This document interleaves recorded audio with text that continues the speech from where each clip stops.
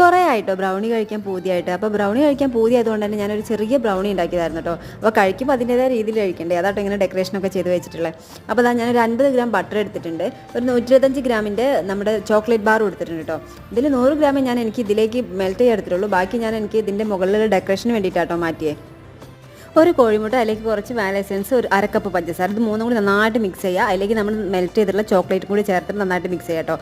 അതിലേക്ക് നമ്മൾ ഒരു അരക്കപ്പ് മൈദ എടുത്തിട്ടില്ല. ഈ അരക്കപ്പ് മൈദയിൽ നമ്മൾ ഒരു 1.5 ടേബിൾ സ്പൂൺ കൊക്കോ പൗഡറും ഒരു പിഞ്ച് ഉപ്പും ഒരു പിഞ്ച് ബേക്കിംഗ് പൗഡറും കൂടി ചേർത്തിട്ടാട്ടോ മിക്സ് ചെയ്തിട്ടുള്ളത്.